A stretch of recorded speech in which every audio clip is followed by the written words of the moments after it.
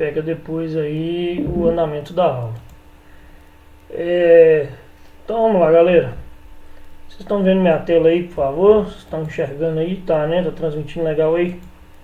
Sim, sim, tudo certo. Beleza. Então, pessoal, essa aqui é a tela inicial, tá? Do Azure DevOps, beleza?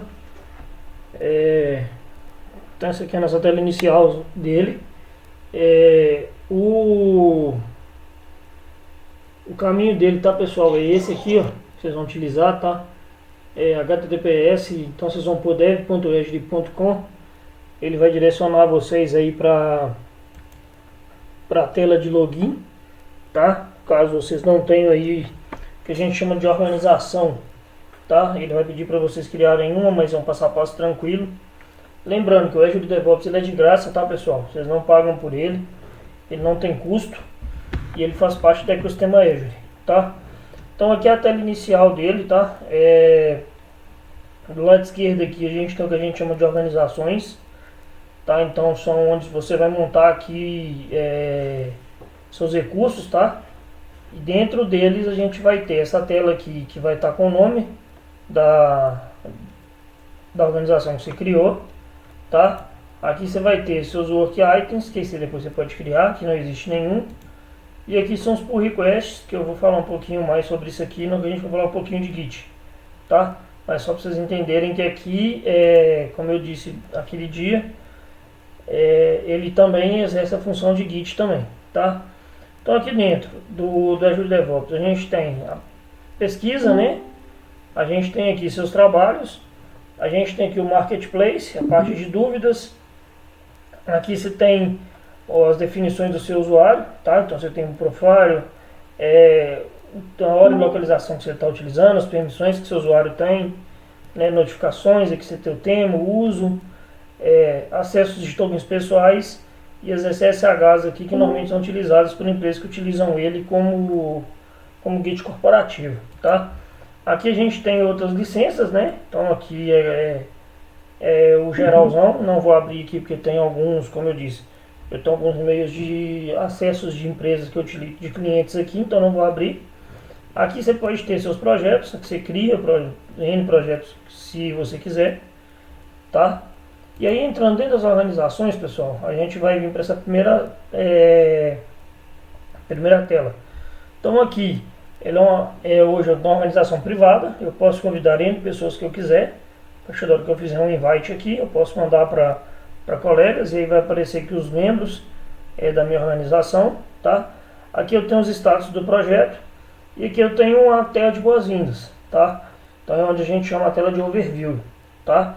Dentro do Azure DevOps, a gente tem um sumário, tá? Que é essa parte aqui. A gente tem a parte aqui dos dashboards. Esse dashboard ele pode ser feito utilizando metodologias ágeis, tá? E aí você faz do jeito que foi, uma galera, tava sem som aí, né? Então deixa eu voltar um tiquinho cá atrás. Vocês estão me ouvindo agora, pessoal? Sim, sim, beleza. Beleza. Então, vocês pegaram alguma parte aqui? Não. Tava sem áudio, não tava, Luiz? Não, pra mim tava normal. Tá, então vou pular direto para dentro de novo, tá? Então aqui, pessoal, a gente tem os dashboards, né? Onde a gente estava. Aqui nos dashboards, tá? A gente pode criar aqui vários widgets. Então aqui ele já tem alguns que você pode utilizar, tá? Assinado por você. Histórias, aí aqui você vai pôr o que você precisa, tá? Como que ele precisa, se ele tem burn down, se ele tem burn up. Você tem os testes aqui, o chart de teste, de plano de testes, né? Você tem de work items, você tem de code title, então aqui você tem vários widgets que você pode utilizar, tá?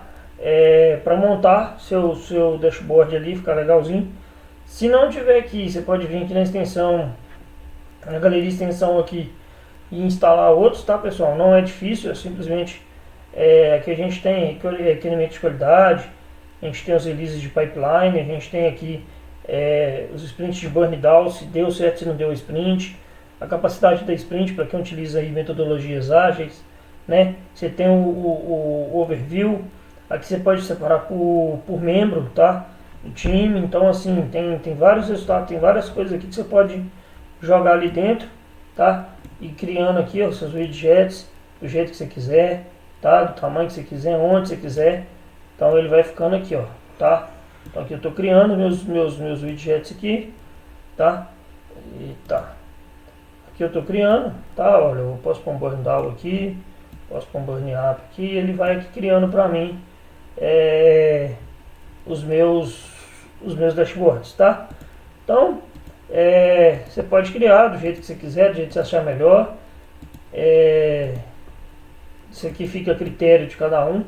Fazer, criar, brincar, testar. Beleza? Logo aqui embaixo, pessoal, a gente tem a wiki, né? Que a gente chama. Nesse wiki aqui, a gente pode pôr... Vou até criar uma coisa aqui. Nessa wiki, pessoal, muitas empresas utilizam ela como documentação, como projeto de documentação, tá? Então, ou seja, você vai pôr um título aqui e aqui embaixo você vai descrever e aqui ele vai aparecer o texto escrito. Então, eu vou dizer que assim, olha, é teste. Então, aqui eu vou fazer assim, olha, é wiki de teste do curso de engenharia de dados. Então, mas eu preciso pôr em negrito. É só você fazer isso aqui, ó. Teste e fechar, que ele vai ficar em negrito, tá? Então, assim, aqui você vai fazer toda a edição do seu lado esquerdo do texto e aqui ele vai aparecer como que ele vai ficar a versão escrita lá, tá? Para o seu leitor. Lembrando, pessoal, que toda vez, deixa eu dar um save aqui, só para vocês verem, tá vendo? Olha, ele fica aqui, ó, tá? Aqui dentro de teste, eu posso criar subpastas, tá? Subpáginas, eu posso criar subpastas, posso criar links, aí eu posso pôr links, eu posso pôr markdown, tá? Aí aqui dentro. E toda vez que você edita, eu vim cá e editei o texto. Eu fiz uma documentação de um projeto de dados, tal, não sei o que. O Renan chegou lá e editou o texto aqui. Beleza, o Renan chegou e editou o texto. Vai ficar aparecendo aqui para mim, editado pela última vez, pelo Renan, ttt. Então assim, até aqui ele consegue registrar quem editou o último texto, quando foi a última edição, se foi ontem, se foi um mês, se foi há 3 meses, se foi há 6 meses atrás. Ele registra quem editou e a data da sua última edição. Então ele consegue fazer esse versionamento, tá? Vocês não conseguem até voltar a documentação ao original, tá? Vamos dizer assim. Mas fica registrado aqui todo mundo que fez essas alterações, tá? Alguém perguntou alguma coisa se ele parece com o Confluence. Sim, mas ele é da Microsoft, tá? Ele está dentro aqui do próprio da própria Extreme Azure, tá? E ele não é pago, beleza? Aqui dentro de bots, pessoal, a gente consegue criar, tá? Vários caminhos, vários dashboards aqui para você acompanhar, como eu disse, sprints de metodologias ágeis, você consegue acompanhar o serviço, você consegue aqui acompanhar o profissional, né? Cada um, você pode montar um bot para cada profissional, um bot para cada área, tá? Então aqui dentro do Work Item, você vai criar aqui um Work Item, um épico, uma issue ou uma task, e aí você pode pôr aqui do jeito que você quiser, tá? Se você quiser importar, se você já tem um modelo, você pode importar também. Aqui nas opções de coluna, você vai alterar as colunas do jeito que você quiser, tá? Você pode pôr as colunas do jeito que você precisa, você pode mover, você pode excluir, você pode criar mais, então vai do jeito que você precisa, beleza? Aqui você tem, dentro de Recently Updated, você tem as que estão destinadas a você, as que vocês estão seguindo, as que foram mencionadas, as suas atividades, o que foi recentemente visto, o que foi recentemente completada, o que foi recentemente criada. Então tudo isso aqui vai estar quando tiver um dashboard aqui organizadinho, bonitinho, lógico. Algumas empresas utilizam o Azure DevOps para isso, tá? Ao invés de usar o Gira, ao invés de usar o Confluence, eles utilizam aqui, que é muito mais fácil, tá, pessoal? Eu particularmente utilizei o Gira, eu não gosto do Gira, acho que é muito mais fácil você fazer esse registro de hora. Aqui você vai ter os boards, tá? Aqui você vai criar times, aqui você vai ter seu backlog, se você quiser criar. Aqui você tem no cantinho, você tem as opções de utilizar, de ver só issues, de ver só os épicos que estão criados.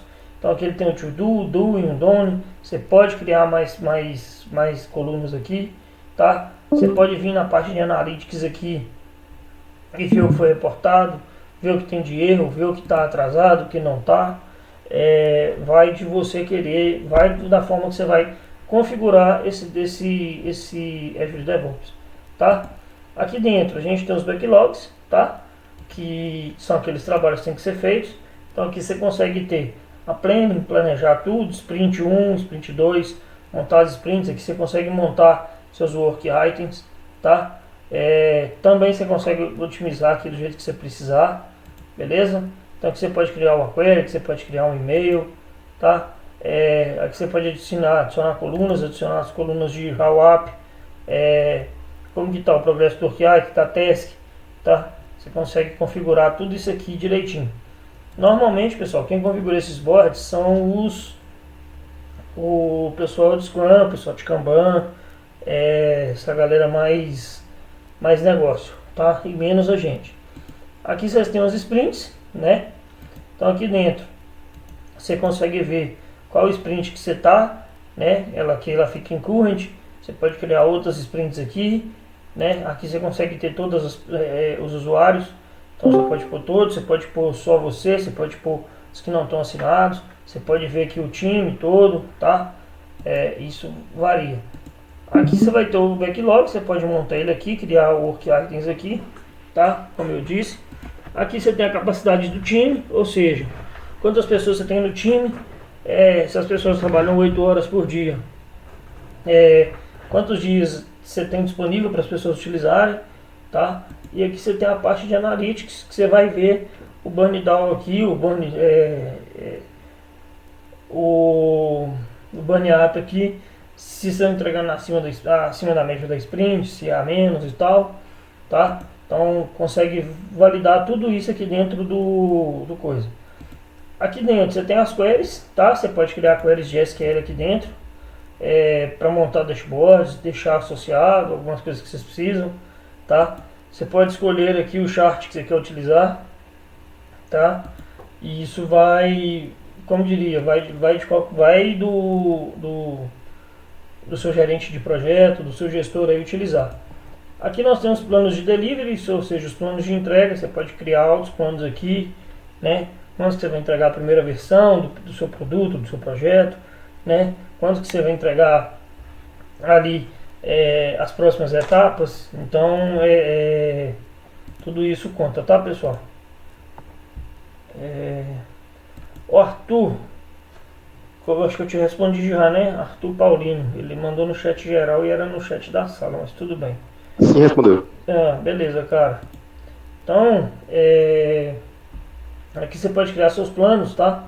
Aqui você tem as views analíticas, ou seja, tudo que foi feito, tá? Então aqui você pode registrar bug nas últimas 26 semanas, bugs do último mês, tá? Bugs da última semana, dos últimos 30 dias, as issues do dia, tá? As histórias do mês ali, os work items também.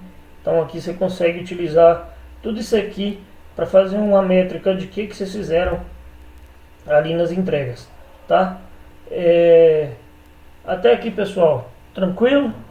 Dúvidas? Como eu disse, essa parte de boards é mais utilizada pelo time de negócio, gerente de projetos e tal, que vão configurar ele. Até aqui, dúvidas, perguntas? Tudo tranquilo, pessoal? Então, beleza. Partindo para a parte de repulso. O que é essa parte de repulso, pessoal? A parte de repulso nada mais do que um GitHub corporativo, vamos dizer assim, tá? Ou seja, aqui eu consigo criar repositórios, linkar ele no meu VS Code, tá? Eu achei ele ainda limitado. Não, ele tem alguns aqui, ó, ele já tem algumas coisas que ele consegue utilizar, ó, tá? Algumas IDEs que ele consegue conectar e gerar, tá? Você consegue fazer o versionamento do código de lá, beleza? Aqui você gera os credenciais do Git para você utilizar. Ele exige que você tenha o Git para o Windows instalado, tá? E aqui você pode ter fazer o push, tá, dos repositórios existentes por linha de comando. Você pode clonar do seu computador ou já fazer o push. Você pode importar o repositório e aqui ele já vai criar para você a branch main com readme ou um git ignore, vai depender de você, tá? E você pode pôr aqui, ó, você quer um git ignore e qual linguagem de programação você está utilizando para ele fazer o git ignore e não reconhecer e tal. E aqui você clica em initialize aqui, ele vai se iniciar um repositório do zero para você, como se fosse um GitHub, e depois você pode ir utilizando ele para manter as versões do seu código, tá? Aqui você pode criar novo repositório, você pode importar, aqui você pode gerenciar os repositórios, tá? Então assim, vocês podem fazer várias coisas aqui. Por que isso aqui é bom, pessoal? Porque lá dentro do Synapse, por exemplo, quando você vai fazer um pipeline, quando você vai fazer alguma coisa lá dentro, você pode utilizar o Azure DevOps para utilizar ele de Git. Que aí você mantém todo o código dentro do ambiente da empresa, tá? Fechado dentro do ecossistema Azure, você não fica utilizando o Git correndo risco, por exemplo, de tomar um vazamento de dados, alguma coisa assim, tá? Aqui você tem os commits, tá? Ou seja, o que vai ter aqui nos commits? Todos os históricos de commits que foram feitos, tá? Então todas as alterações nos códigos que foram feitos, tudo que foi mexido, tem esse histórico, tá? Então ele registra isso para você. Então por isso que eu gosto um pouco mais do Azure DevOps. Por isso ele já te dá essa vantagem, né? Que você consegue ver tudo que ficou registrado aqui de alteração. Nos pushes, ele também vai registrar todos os pushes, todas as alterações foram feitas, registrando o nome de quem fez, tá? Então, como provavelmente vocês vão utilizar esse ambiente corporativo, ele vai ficar registrado, tá? Dentro do ambiente lá, foi a Vandriele que fez essa alteração aqui, foi fulana de tal que fez essa, tá? Então ele registra tudo, beleza? Ele registra quem fez a alteração,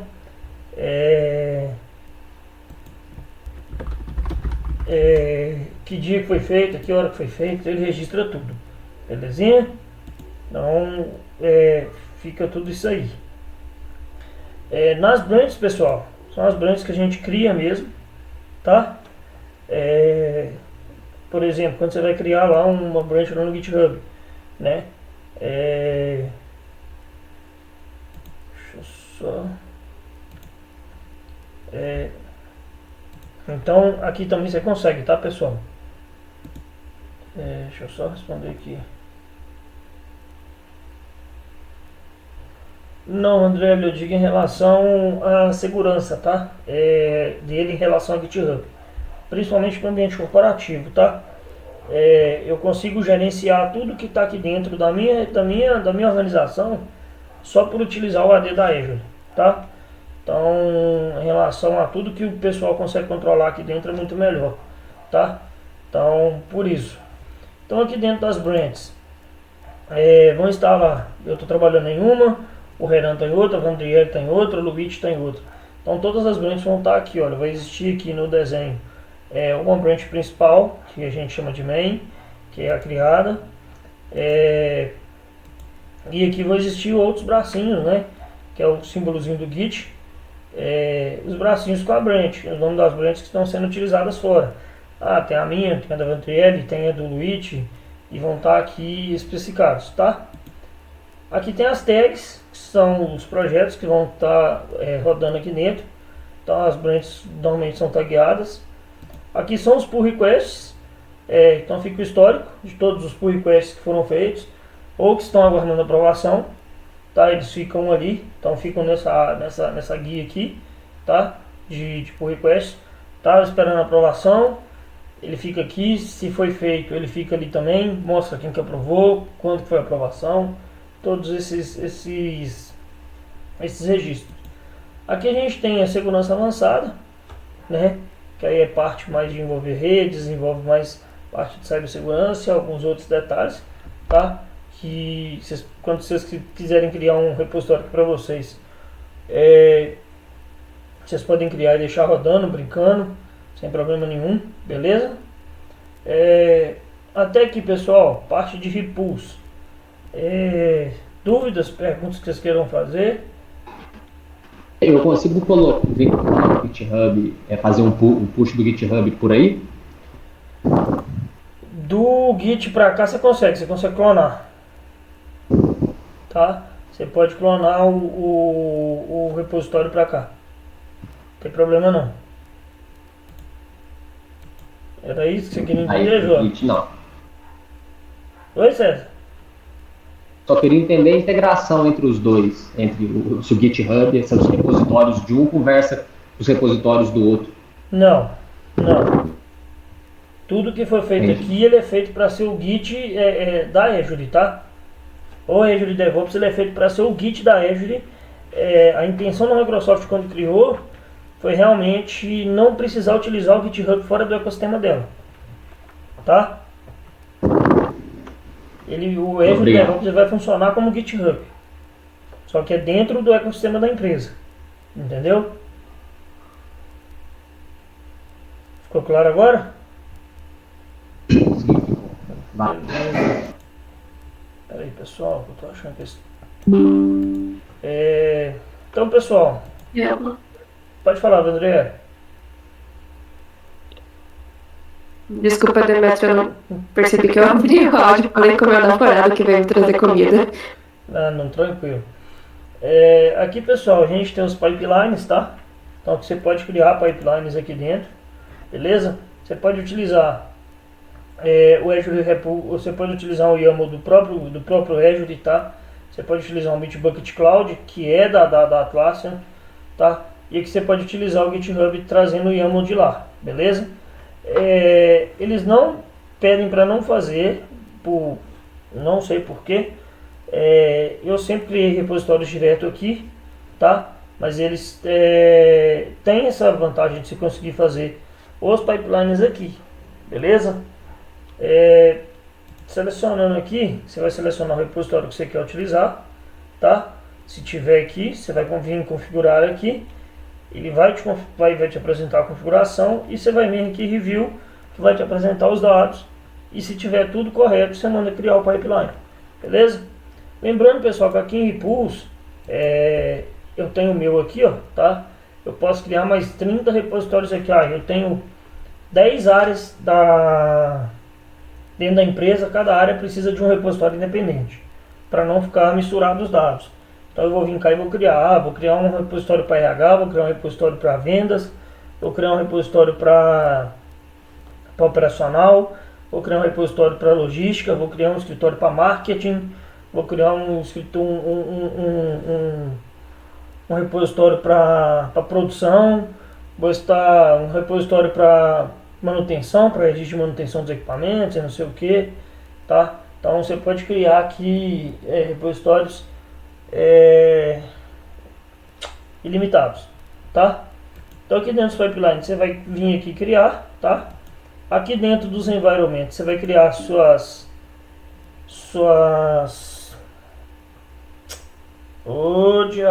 fugiu o trem agora. As variáveis de ambiente, tá, pessoal? Você não precisa utilizar recurso nenhum. Você pode utilizar o Kubernetes, tá? Ou utilizar máquinas virtuais. Você vai passar o nome dela aqui, a descrição, e vai vir aqui, vai mandar criar, beleza? Vai vir aqui em Create, ele vai criar para você aqui, tá? Aqui você tem as bibliotecas, tá? Você pode criar N bibliotecas aqui que você vai utilizar no seu projeto. E aí, como eu disse, fica restrita dentro do ambiente, né? Dentro do ecossistema da Azure. Então fica fechado aqui. Então você consegue criar essas bibliotecas, né? Você pode pôr aqui as variáveis do nome, você põe a descrição, se ela tem linked circuits ou não. você vai utilizar as Azure que voam, tá? Aí você pode vir aqui, clicar em Save, ele vai criar para você. Você pode vir aqui em adicionar, pôr o nome que é requerido, pôr o valor aqui das tags, dos trabalhos que você vai utilizar, beleza? Eu particularmente, pessoal, nunca usei libraries não, tá? Nunca criei nada aqui dentro, então não vou falar muito porque eu nunca trabalhei muito nelas. Aqui você tem os arquivos seguros, tá? Você pode criar também. E partindo do próximo, a gente tem os planos de teste, né? Você pode criar e você tem aqui tem algumas coisas que você tem que instalar, tá, pessoal? Você tem o Test Hub, aqui ele te dá todas as orientações, como criar seus planos de teste, como funcionar, tá? Ele te pede, né? Aqui ele te obriga, ele te pede para instalar esse cara aqui, que é esse teste feedback. Se eu não me engano, ele é uma extensão do VS Code, e você consegue testar algumas coisas até dentro do VS Code e aqui dentro também da Azure, tá? Aqui você tem os planos de report, né, o Progress Report. Então aqui você reporta todos os testes que foram feitos, quais os progressos, né, de evolução, de melhorias que existiram. Aqui são os testes que já foram feitos, né, que passaram, vamos dizer, passaram no teste de qualidade, que vocês podem utilizar. Então vai um monte de coisa aqui, tá? Então aqui vão estar todos os testes que foram feitos dentro do seu projeto, dentro do seu produto lá. E chegando aqui, pessoal, a gente tem os artefatos, né? Você pode criar aí na hora que você conecta, cria o feed, ou você pode utilizar os upstream para criar outras coisas, tá? Criar aqui tipo como é que eu vou falar? Não é um SharePoint, ele é tipo um informativo interno, tá? Aí você pode criar aqui um feed com informações que vocês veem que é necessário, tá? Que vocês veem que que realmente é interessante, né? Ter aqui dentro, tá? Então é sempre bom ficar de olho nisso aqui. Algumas empresas utilizam isso para manter informativos internos, outras não utilizam, mas é sempre bom ficar de olho, que às vezes a empresa utiliza isso aqui, beleza? Queria voltar um pouquinho cá em cima, galera, na Wiki, tá? Aqui dentro da Wiki, como eu disse, a primeira pasta, tá? Ela fica como home. Aqui dentro você pode criar subpáginas, tá? Então, vou pôr aqui, sei lá, subteste, tá? Vou pôr aqui subteste. Aí eu pus como subteste. Ele vai salvar pra mim, tá? Então eu vou chegar aqui, ó, ela tá ali, ó, tá vendo? No subteste. Eu posso chegar aqui e clonar essa wiki, tá? Eu posso baixar essa wiki pra mim, tá? Como PDF, beleza? Eu posso publicar códigos nela aqui, tá? Também. Aqui, pessoal, tem algumas coisas que vocês podem fazer de print. Vocês podem linkar o work items nela aqui, tá? Por exemplo, peguei uma atividade na sprint minha lá e eu preciso documentar ela. Você pode vir aqui e linkar o work item dela aqui, tá? Documentando, olha, fiz esse processo, tal, nessa work item aqui, e pôr o link dela aqui, tá? Aqui dentro, pessoal, vocês podem pôr links, tá? Aqui ele tem as opções de ter header, que é título. Vocês podem pôr bold, vocês podem pôr itálico, vocês podem pôr links, tá? Ele gera para você aqui já o formato que vocês vão ter que pôr. Aí você pode copiar e colar o link aqui dentro, ele vai ficar o link lá salvo, tá? Você pode pôr código, tá? Ele vai registrar aqui qual que é o código que você vai utilizar. Aqui você pode pôr formato de lista, tá? Você pode pôr lista numerada, você pode pôr lista de tasks, tá? Aqui você tem tabelas que você pode criar, quantas que você quer criar, tá? E como que você quer criar. Aqui você tem os formatos de texto. Aqui você tem a sincronização. Aqui você pode mencionar itens, tá? Do jeito que você quiser. Aqui você tem inserção de arquivos, pode ser foto, pode ser tudo. Lembrando, tá, pessoal, que só para te dar um exemplo, deixa eu pegar esse aqui. Pra mim não. Então, na verdade, vou apagar tudo aqui só para mostrar para vocês.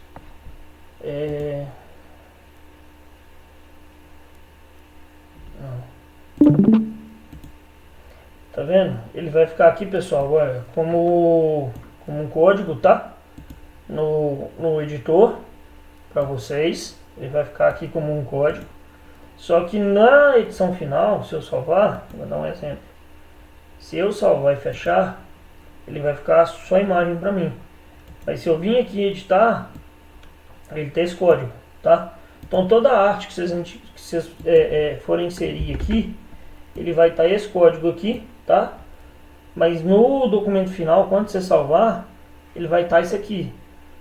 Então assim, não o pessoal fica muitas vezes preocupado, que eu não acho, vai subir só código. Não, isso aqui vai subir esse código aqui, mas no final ele vai reconhecer a foto e vai te entregar a foto lá no documento, tá? Então fiquem tranquilos em relação a isso, que muita gente confunde, tá? Você pode copiar aqui arquivos HTML, também se vocês quiserem, beleza? E aqui vocês podem pôr também diagramas também, se vocês quiserem, beleza? Aqui você pode pôr tabelas, você pode pôr subpáginas, vídeos, tags de YAML, fórmulas, você pode mencionar pessoas e você pode também adicionar resultados de query também, tá? Então a Wiki ela tem essa vantagem, tá? De sempre ter essas perguntas, tá? Então pessoal, aqui ó, aquilo que eu falei mais cedo, quando eu edito, tá vendo? O documento ele fica lá, quem que editou, que é o seu usuário, e quando ela foi editada. Como foi agora, ele já marca aqui ó, Just Now, tá? Aqui você pode comentar, tá pessoal? Tem aqui ó, você não quer editar o texto, mas você quer deixar um comentário, sei lá, para o seu colega melhorar a escrita ou facilitar a escrita de modo menos técnico. Então você pode vir aqui com um comentário, por favor, alterar, sei lá, a foto que está no documento. Então, só para vocês entenderem, tá pessoal? E aí clica aqui em Edit, pronto, ele fica como comentário. Então assim, eu tenho essa opção também, tá? Pegar e não precisar editar o texto, não precisar editar o documento, eu venho aqui e ponho um comentário. Olha, pega essa parte do texto aqui, altera, põe de uma forma mais fácil, põe de uma forma que as pessoas vão entender mais tranquilamente, tá? Isso aqui você consegue fazer de uma maneira tranquila, sem precisar editar o texto. Não, mas eu preciso editar a documentação. Precisa? Beleza. Você vem cá e edita, que vai ficar registrado aqui. Foi você que editou e a hora que você editou. Então assim, vai passar um mês que você editou, vai estar aqui fulaninho de tal, há um mês atrás, tá? Então sempre fica registrado quando foi a última edição do arquivo, tá? Em repulso, pessoal, como eu disse, vocês podem fazer aqui também controle de CI/CD, utilizando aqui os repulsos, utilizando os pipelines, tá? Fazendo aqui de modo que vocês consigam otimizar isso e de forma mais automática. Eu não lembro como que ativa a CI/CD automática da ajuda do DevOps não, mas eu vou lembrar e mando para vocês depois, beleza? Perguntas, pessoal? Dúvidas? Quando o povo fica calado assim, eu fico até preocupado, porque eu acho que todo mundo entendeu tudo e não tem dúvida nenhuma. Você tem dúvida não, gente? Por enquanto tá tranquilo.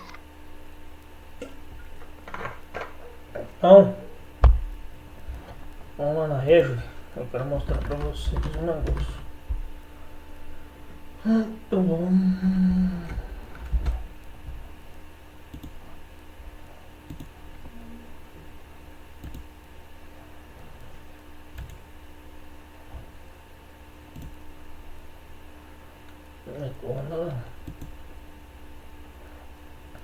Para não, tá gente? É porque eu tenho dois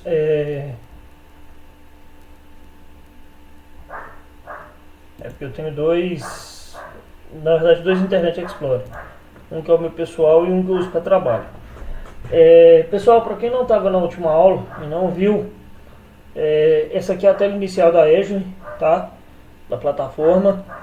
Então, aqui na Azure a gente tem todos os serviços disponíveis, separados por modelo, tá? Então, se você vier aqui em criar um recurso, você tem várias coisas. Você tem desde AI Machine Learning até desenvolvimento web, tá? Todos os serviços separados por uso. Então, estão aqui utilizando, beleza? Aqui nessa primeira tela, tá, pessoal? Vão aparecer para vocês. Normalmente recente vai estar vazio, tá? Porque vocês não vão ter acessado nada.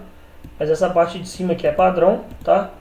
Então aqui, quando vocês vierem assinaturas, vai estar disponível a assinatura para vocês, tá? Estar utilizando, beleza? Então aqui normalmente vai estar a assinatura da empresa. Quando vocês estiverem utilizando a assinatura da empresa, vocês vão acessar ela e dentro dela vocês vão aparecer esse cara aqui, ó, que é esse grupo de recursos. Como minhas duas assinaturas eu desativei ela, pessoal, eu vou reativar. Dentro desse grupo de recursos vai estar os recursos disponíveis para vocês utilizarem. Então, ou seja, se vocês vão ter acesso ao Synapse, se vocês vão ter acesso a Data Lake, a banco de dados, se vocês vão ter acesso aos Keyvols, como é que vai estar, beleza? Então, dentro desse grupo de recursos que vão estar disponíveis todos esses usos. Passando um pouquinho pelo serviço, a gente tem aqui os serviços de AI Machine Learning. Então hoje a Microsoft tem todos esses serviços aqui que envolvem essas duas frentes, tá? A mais conhecida é a OpenAI, né? Na parte de análise, a gente tem vários serviços, sendo os mais conhecidos aí o Databricks, o Data Factory, o Synapse, né? Então a gente tem hoje aí como parceiro, a gente tem a Apache Kafka, utilizando a Confluent Cloud, né? Ele já marca aqui que é um parceiro, então quer dizer, o pagamento tem que ser feito para parceiro, e o que tem versão prévia é que ainda está em versão de teste, versão beta, e só alguns usuários têm acesso, tá? E isso vale para a conta corporativa também, tá, gente? Isso aqui nem todas as empresas vão ter acesso de primeira, não. Normalmente as empresas com parceiras normalmente vêm primeiro, mas tem um nível também de parceria que a Microsoft tem, e normalmente o nível de parceria mais alto é que tem acesso primeiro a esses serviços, beleza? Aqui a gente tem um serviço de computação em nuvem, né? Então você pode criar desde um ambiente virtual de Citrix. Algumas empresas utilizam esse aqui por questões de segurança, porque o Citrix ele exige que você tenha um código de segurança que chega no seu telefone, também no seu e-mail corporativo, que a empresa cria para você, tá? Então você tem que ter uma imagem que a empresa te envia por e-mail, você baixa, instala o Citrix na sua máquina para depois você conseguir acessar a máquina virtual. Então, assim, por questões de segurança, o Citrix é muito utilizado, mas é um serviço caro, não é um serviço barato não, tá? Então aqui você tem vários serviços de computação que você pode utilizar, tá? Aqui você tem um serviço de container, né? Então hoje a gente já tem aqui os clusters do Fabric, que já está disponível para todos utilizarem. Tem os clusters gerenciados, né? Então, para quem não conhece, é bom dar sempre uma estudada.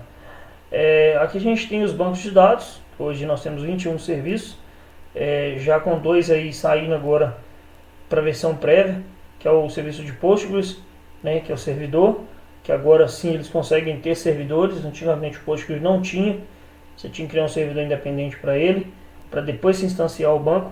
Agora o Postgres tem servidor próprio, você instancia o próprio banco. E tem os agentes de trabalho elástico, são os pools elásticos, que também está saindo agora próprio da Microsoft, tá? Para quem trabalha com DevOps, eu nunca já viu falar. Então tem aqui as partes de DevOps também, tá? Tem um serviço de DevOps. Aqui tem as partes de serviços gerais, né? Com suas assinaturas, grupos de recursos, né? Quanto que você vai utilizar. Aqui tem as partes de híbrido e multinuvem, ou seja, você consegue conectar um ambiente on-premise para cá, você consegue conectar com outras nuvens, fazer outras junções. Parte de identidade, tá? Gerenciamento de identidade, gerenciamento de acessos. Aqui tem as partes de integração, então você pode integrar APIs, gerenciar APIs aqui dentro do seu serviço, caso você utilize. Ele tem um conector personalizado para aplicativos lógicos. Ele tem a parte de hub de eventos. Ele tem a parte de IoT. Ele também tem as partes de gerenciamento e governança, tá? A parte de migração, parte de realidade aumentada e a parte de monitoramento e redes, tá? E aqui embaixo, por último, a gente chegando aqui, a gente tem a parte de segurança, a gente tem a parte dos armazenamentos e aqui a gente tem a parte de desenvolvimento web e mobile, tá? Normalmente, pessoal, vocês não vão ver nem essa parte aqui dependendo do usuário de vocês, nem esse serviço de monitor vocês vão conseguir acessar, porque vocês não vão ter permissão para criar nada, tá? E nem na parte de redes, ele aparece aqui, mas quando você acessa aqui, ele aparece que você não tem permissão de acessar o serviço, tá? Por quê? Por questão de segurança, tá? Por questão de vazamento de informações e outras coisas. E é um outro cara também que vocês não conseguem ver, é esse cara aqui, ó, que é o gerenciamento de custo e cobrança. O que é isso aqui? Aqui vai estar tudo que foi gasto no mês, dentro da Azure, o que foi gasto, como que foi gasto, quais serviços gastaram mais, os picos, vão ter N coisas aqui, tá? Que só quem é administrador da conta, dono da conta, ou gerente lá da conta que vai conseguir ver isso aqui, tá? Normalmente esses gerenciamentos de custo, quem vê é o pessoal de financeiro, o pessoal de DevOps, para manter a nuvem o mais barato possível, o pessoal de FinOps. Então não se preocupem em ficar tentando entender muito sobre billing não, porque billing vocês só vão ter que ver realmente mais na frente, tá? Galera, até aqui dúvidas, perguntas que vocês queiram fazer?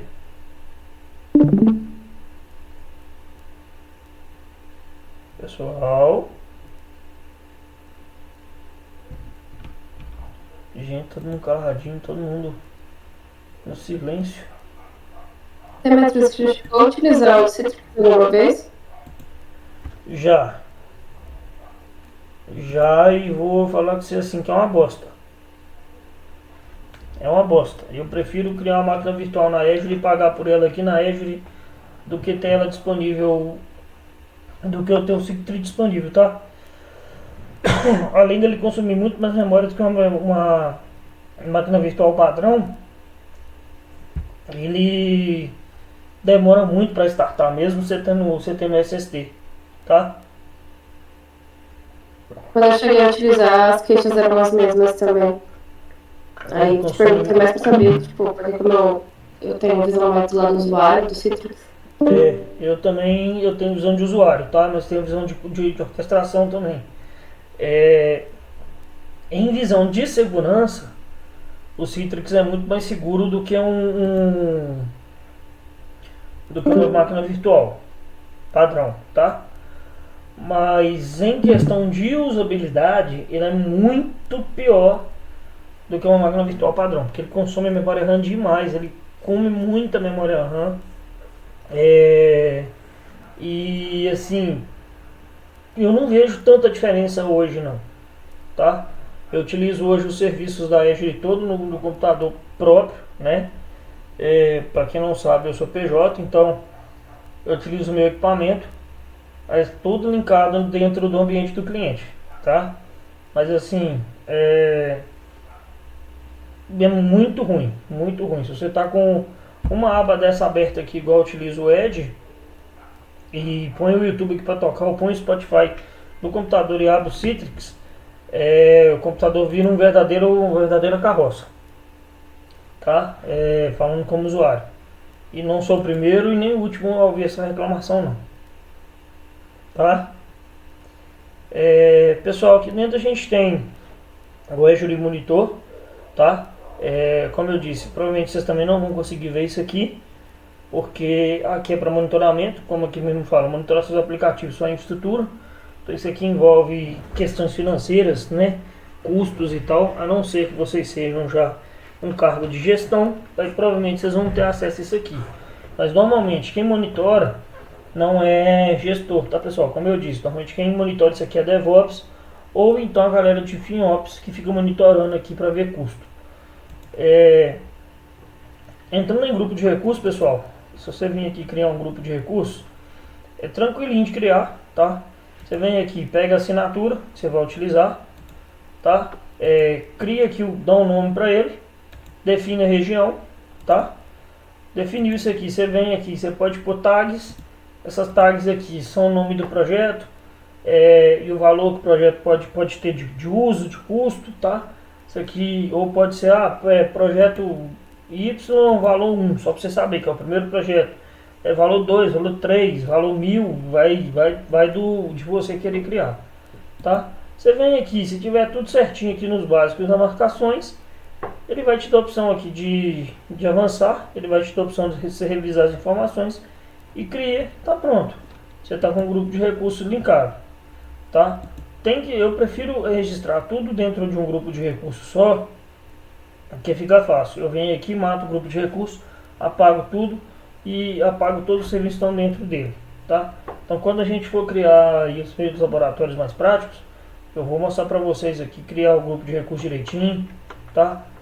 Como instanciar o serviço dentro dele, para não ficar nada perdido não, tá? Trazendo aqui para vocês, pessoal, para quem não sabe, quando você vai criar um banco de dados, falando do zero, tá?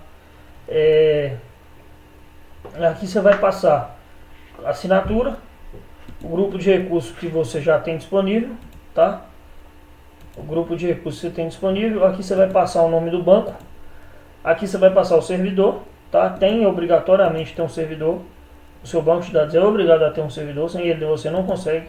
Então você vem aqui em criar você passa o nome do servidor. Dentro da Microsoft ele vai ter esse final aqui, tá? .database.windows.net, e aqui ele vai ter uma barra com uma chave de segurança. Por isso que na hora que eu for criar esse servidor aqui, eu vou criar ele fora da gravação, tá pessoal? Então para não dar vazamento, beleza? Você vai passar a localização. Aqui você vai passar o método de autenticação dele. Se você vai utilizar o Azure AD, se você vai utilizar a autenticação do SQL em Microsoft Azure AD, ou se você vai utilizar só a autenticação SQL. Se você for utilizar só a autenticação SQL, você vai passar aqui, ó, um nome de usuário, né, login de administrador e de servidor, uma senha e vai confirmar. Se você precisa fazer esse banco com permissão só de leitura ou um outro de escrita, você vai utilizar a autenticação do SQL e Microsoft Authenticator aqui, tá? Do Azure Active Directory. Por quê? Aqui você vai definir um administrador para o seu banco e só essa pessoa vai ter acesso a essa senha aqui. É o que a gente chama de usuário root, tá? Então você criou esse usuário root aqui, esse cara consegue gerar lá as permissões. A Vandriele só vai conseguir acessar o banco para leitura. O Luiz só vai conseguir acessar esse banco para consultas SQL. O Luiz não vai conseguir escrever nada, não vai conseguir fazer um update nem nada. Só mesmo select, tá? Então é esse cara aqui que a gente consegue regularizar hoje e evitar muita merda em banco.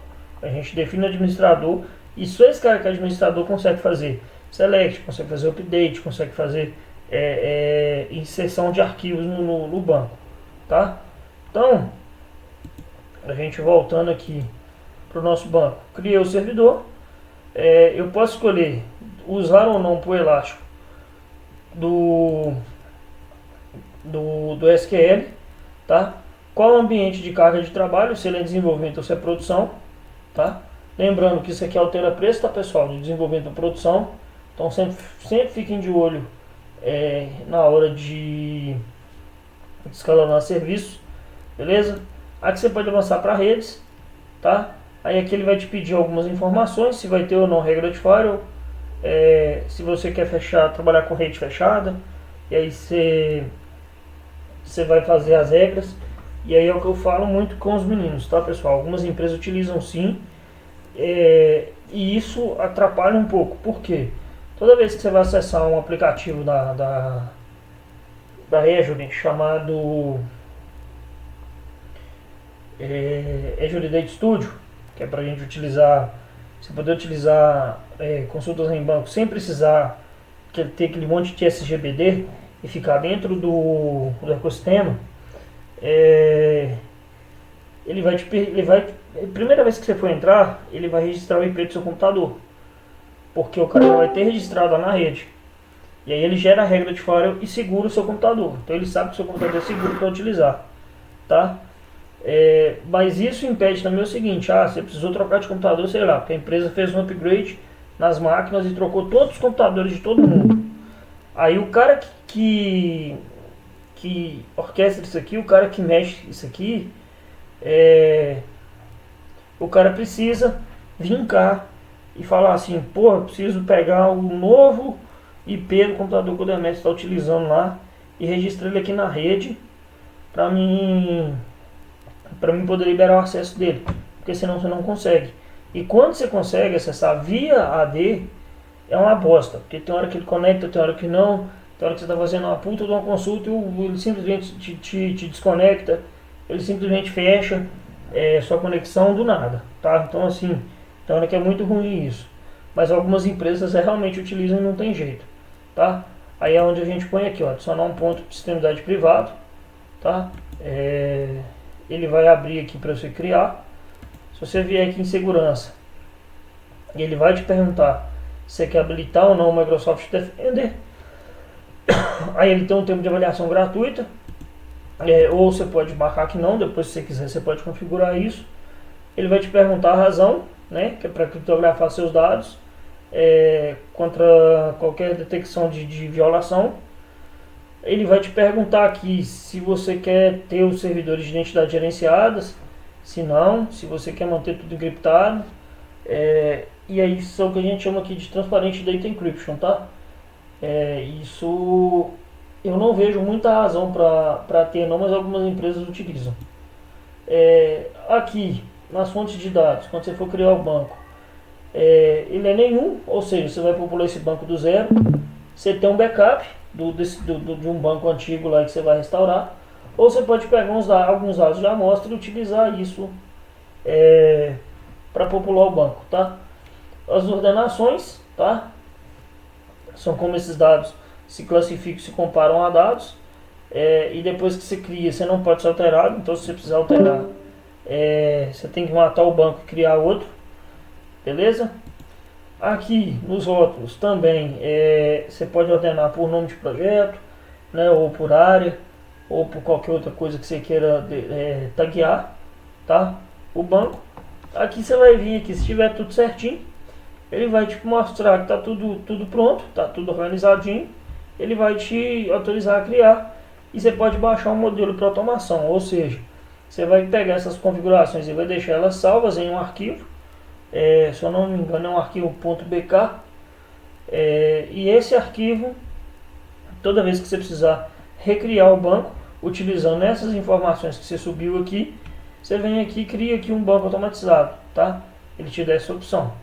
Tá muito tranquilo, tá, pessoal? Assim, alguns serviços são muito mais fáceis de criar do que na Azure, ou do que na AWS, do que no Google, mas alguns serviços do Google são bem mais fáceis de criar também. Mas é muito tranquilo, tá? Então essa aqui é a plataforma da Azure, pessoal, que a gente vai utilizar, que a gente vai brincar com ela, tá? Alguns serviços que a gente vai utilizar aí durante o curso é o Azure Databricks, mas vocês vão utilizar a versão Community, então a versão paga, tá? Eu vou mostrar a plataforma dele para vocês utilizarem ela lá, sem precisar acessar pela Azure. Nós vamos aí utilizar o Synapse para a gente fazer algumas coisas nele, tá? A gente vai utilizar aí os Data Lakes aqui, para a gente ver como é que funciona o Data Lake, regra de acesso, o que é um container, como que funciona lá dentro, beleza? Nós não vamos utilizar nada de computação, então assim, nada disso aqui, chave de SSH, dimensionamento, nada disso aqui nós vamos utilizar não, tá, pessoal? Vou dar uma passadinha com vocês aqui sobre os bancos, tá, os principais. O Azure Cosmos DB, que é esse cara aqui, ó, ele é praticamente uma versão da Azure no Mongo, tá? Mas é a mesma coisa de um MongoDB. Ele também não é baratinho, ele é um banco mais caro. Até hoje eu vi poucas empresas utilizando ele, mas já havia algumas, mas é muito poucas, tá, gente? Por ser um serviço realmente caro. De DevOps a gente não vai passar por nada, tá? Aqui de geral, vou passar um pouquinho com vocês melhor sobre assinaturas, sobre o grupo de recursos. Vou passar com vocês aí em gerenciamento de custo e cobrança, para vocês entenderem mais ou menos, tá? Mas assim, fiquem tranquilos, para quem nunca criou uma conta na Azure, ela dá um prazo aí, ela dá um crédito de free trial para vocês utilizarem, tá?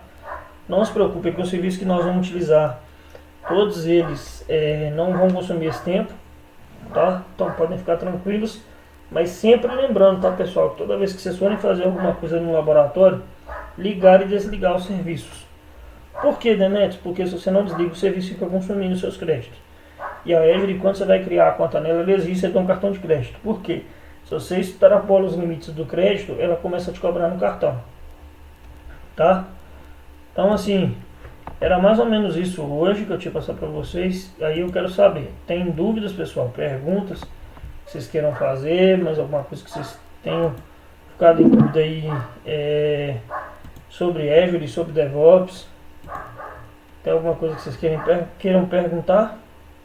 Tá na hora.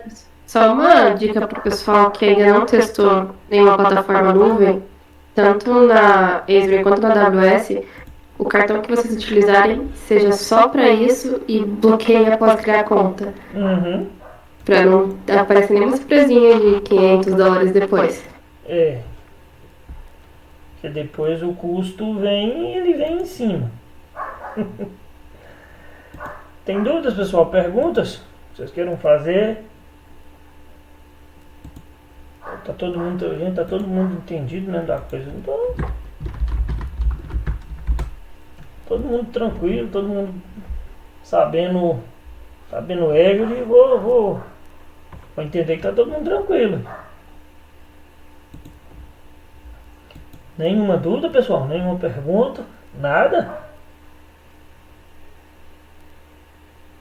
Faça a prova que as dúvidas aparecem. Faça a prova que as dúvidas aparecem. Na hora de começar as práticas aí, já tem que estar ciente. Então agora é hora de perguntar. Porque na hora de começar as práticas, aí não vai ter muito tempo pra gente ficar... Bom, vou fazer uma pergunta então, que eu fiquei... Ali quando você cria... para escolher a localidade, tem que ser a localidade que a gente está mesmo, Brasil, ou depende do projeto? Como que a gente vai saber qual a localidade que tem que ser? Cara, normalmente eu não pago tanto Brasil não, tá? Porque eu acho que localidade Brasil custa muito alto. O custo da Azure no Brasil é muito alto. Então normalmente a gente deixa nos Estados Unidos mesmo, tá? Que as regiões mais baratas são lá. Principalmente a East 1 e 2 e a Central 1. As outras costumam ser mais caras, mas uma das mais caras é o Brasil, e tem uma outra, cara, que se eu não me engano é na Austrália, que também é um absurdo de caro também o servidor lá. Nunca utilizei não, mas eu já vi a galera aí reclamando que o custo lá é altíssimo, cara. Então, já utilizei no Brasil e vi quanto que é o custo, tá? Não é barato não. Mas daí, em relação à localidade, ele não impacta em nada, né? Em performance, nem nada, né? Não, impacta não. O bom é você ter sempre serviços com redundância, de pelo menos um ponto, tá?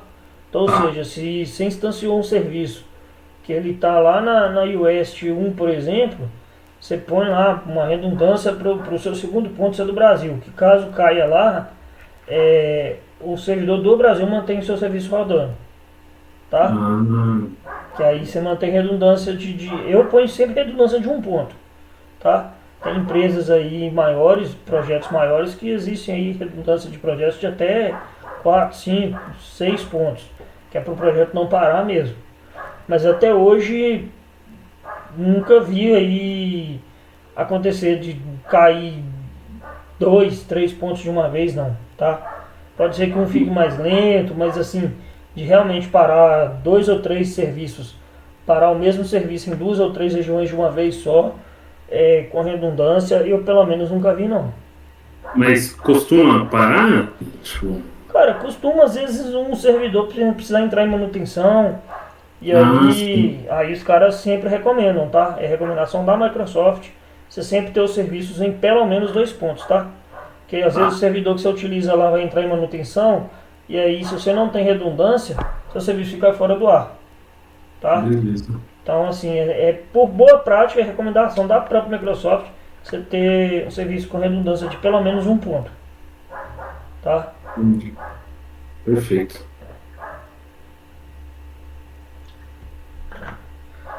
Mais dúvida nenhuma, gente? Perguntas? Todo mundo caladinho. Quero ver não começar as aulas práticas, não vai começar. Não, o pessoal Surgiu uma pergunta. Surgiu uma Já pergunta ia aí. dizer isso. A dúvida começa quando começa a botar a mão na massa. Até lá é muita hora. Quando começa a fazer, começa a aparecer. pode perguntar, Bom, Leonardo. opa, surgiu uma pergunta aí. Minha. Pra quem não tá, tipo assim, tá bem no. Não tá familiarizado com esse tipo de ferramenta, existe algo que, assim, eu vi que você tá fazendo que a gente pode estar buscando, vamos dizer, meio que prévio, assim, para não chegar passando sufoco? Ou não? Hã? Não entendi Demetrius? bem sua pergunta, não. Que? Não entendi bem sua pergunta, não. Para quem nunca teve experiência com essas coisas assim, por exemplo, eu não tô mexendo num banco SQL, com essas coisas. Nunca mexi. Existe algo que tem que buscar agora ter as partes práticas para não passar sufoco?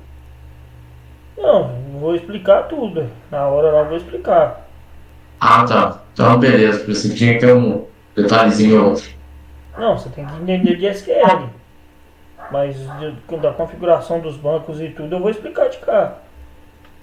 Mas você tem que Tá, saber de SQL. Pelo menos o básico você tem que saber.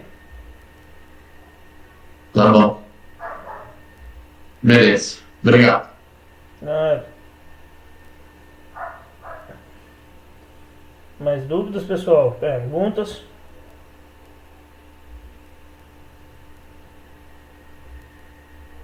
Fala, Demetrio. Tenho uma dúvida. Diga. É o seguinte, você vai ministrar essa aula pra gente, a gente vai aprender, né? Só que acredito que nem todo mundo deve já entrar no mercado de trabalho, né? E a gente vai ter que desativar as nossas contas para não vir custo nenhuma surpresa, né? A pergunta que eu te faço é a seguinte: tem alguma recomendação para a gente não deixar isso cair em esquecimento após o término do curso? Continuar treinando. Continuar treinando. Se você está fazendo faculdade, você pode criar uma conta com o e-mail da faculdade e gerar uma conta de estudante e ir treinando isso aí com a conta de estudante. Ela é bem menor o tempo dela do que a FreeTire, mas é válido. Beleza. É sempre bom utilizar, cara. Obrigado. Nada.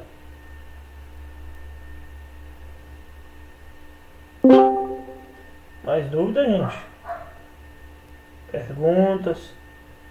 Vocês têm 20 minutos ainda para vocês fazerem perguntas ainda.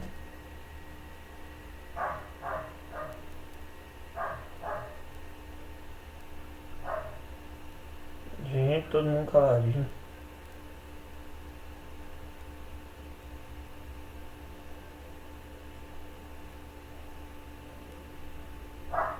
Tô achando que esse povo tem dúvida não, tô achando que tá todo mundo entendido.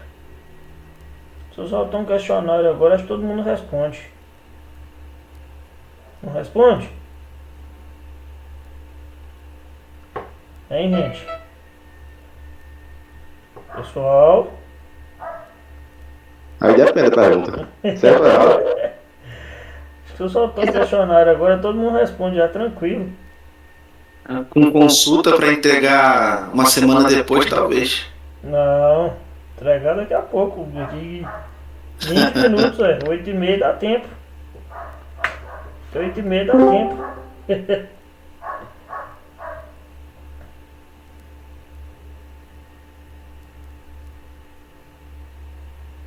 Sério, pessoal, vocês não têm dúvida nenhuma, pergunta nenhuma mais. Ficaram com dúvida sobre a apresentação. A hora é agora. Se quiserem que volte algum tema lá, alguma coisa que vocês queiram que mostre melhor, a gente volta.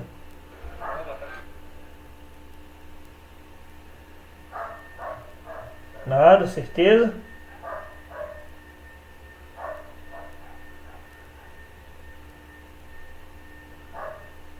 Vocês têm certeza então, né, pessoal? Então, galera, já que vocês não têm dúvidas, não têm perguntas, vamos encerrar por hoje então, tá? Lembrando, tá, pessoal, se vocês quiserem criar as organizações de vocês,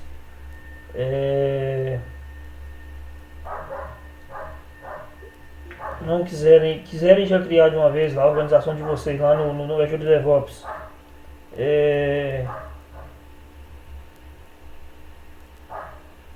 pera aí, pessoal.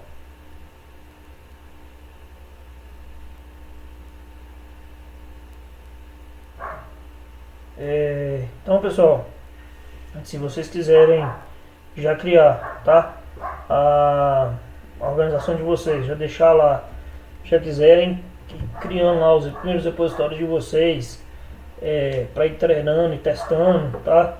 Quiserem já ir, vou linkar ele no meu VS Code aqui, todo curso que eu fizer, eu